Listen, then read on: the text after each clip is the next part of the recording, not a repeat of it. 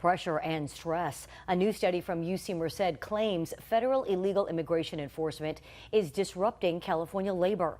The report shows a decline in the state's private workforce, leading to questions about the impact on immigrant communities. Thanks for joining us tonight for Action News Live at 6. I'm Margot Kim. And I'm Warren Armstrong. Action News reporter Brisa Colon is at the live desk tonight with a breakdown on that study's findings and the perspective of a local undocumented farm worker. Brisa?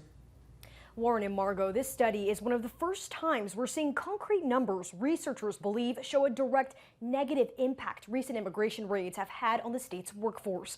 I spoke with an undocumented farm worker today who was not afraid to appear on camera, he says, because he wants to share the experience he's seen firsthand. Gabriel has lived in the United States close to 30 years. We met at his home in Fresno County. He picks tomatoes for a living, and like many of his colleagues who work in the fields, he is undocumented. I know that I have value, and I know all I need is my citizenship. I've worked here for so many years, I've done everything like a good citizen would. I've paid my taxes, I have property. The one thing I don't have is my papers. Gabriel tells me immigration raids under the Trump administration have caused his coworkers to stay home at rates he's never seen in the past. He says last Thursday, immediately following a raid at a Camarillo cannabis farm, most were out for days.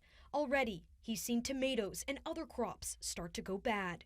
Ese tomate ya no lo va a levantar nadie. The tomato is already rotting. No one is going to pick it. Researchers from UC Merced wanted to see if accounts like Gabriel's could be analyzed in the form of data.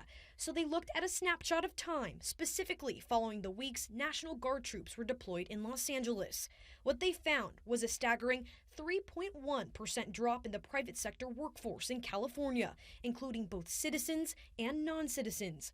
That's compared to a 0.5% increase across the rest of the country. Dr. Edward Flores says a drop like this is extremely rare.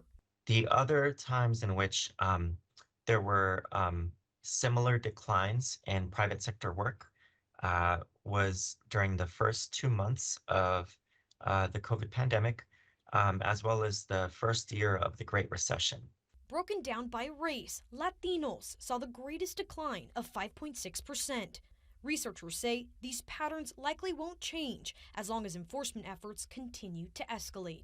We can expect to see us continuing trends here in the state.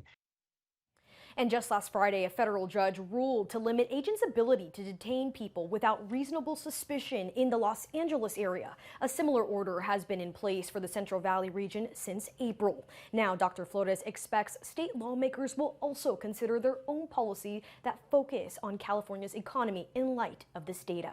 At the live desk, Brisa Colon, ABC 30 Action News.